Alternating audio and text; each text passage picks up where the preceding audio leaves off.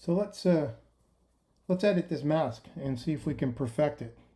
One of the steps first off is I have to go down to that actual layer and I have to click on mask 1, which is that property, to make it active so I can edit it.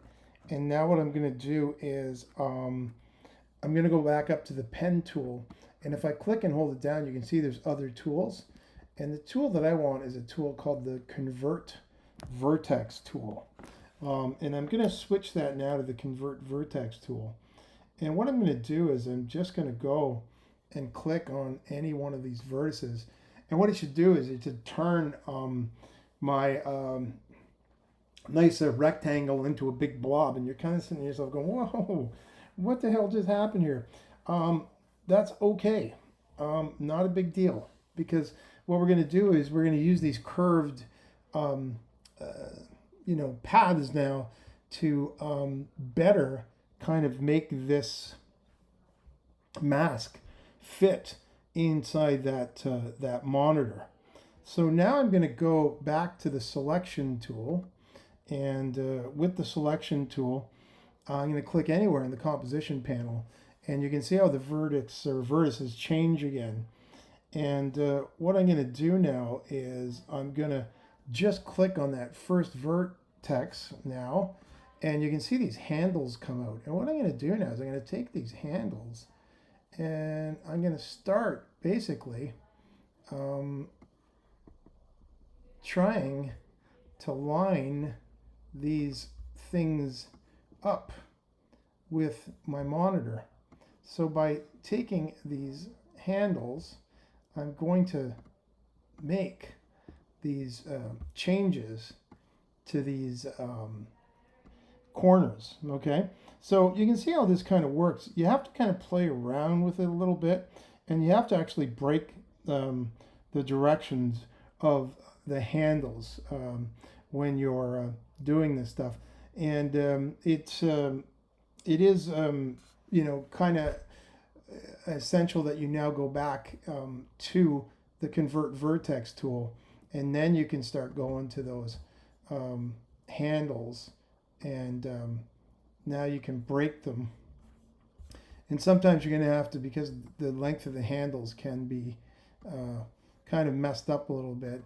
So when you click on them, you can see that you'll have to kind of play around with these things to kind of get control of them again.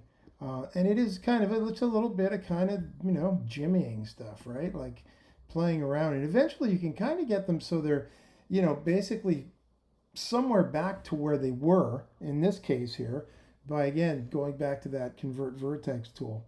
And you might have to play around with it a little bit to get that look, but in essence what we've done here is we've recreated the mask, but give it some curves in the corners to kind of again better formulate into that monitor, which basically that was what our plan was. So now that I've got that done, I'm going to go File, and I'm going to go Save As. And what I want to do is I want to update, as I've done a lot of stuff here, and I want to make sure I'm updating these versions. My autosave is working as well, which is great, but again, it's a long way of protecting yourself by playing around with these things.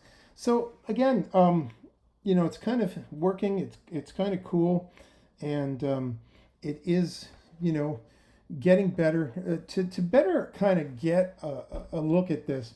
Again, what I'm going to do is I'm going to go to my composition settings, and this time I'm going to change that background color. I just put it to red to prove a point, but actually what I want to do is I want to make it white. So I'm going to go to 255 on the red, green, and blue, which are your three primary colors, which mixed together gives you white. And now again, what I'm seeing is a white hole. And the reason why I switched it to white is so I can get a better look at how this mask is working.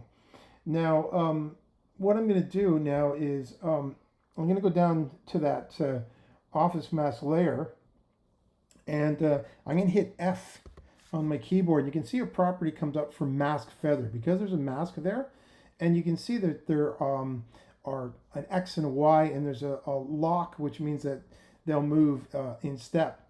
And what you can do now is you can basically feather the edges of your mask. Now you don't want to over feather it because it turns into a big blob. But what I do want to do is feather it ever so slightly, maybe 1 pixel, maybe 1.5. And again, you kind of play around with that to figure out what setting is going to work best.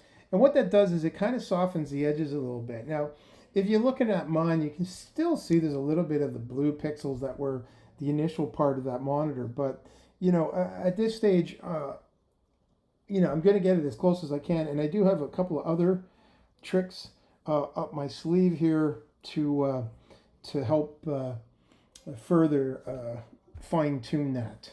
So that should work. And for all intents and purposes, we'll leave it at that. And again, what I'll do is I'll go File, Save As, because I've made some changes, and I'm going to change that version number so that, if I screw up in the next step, I can always go back to the last version.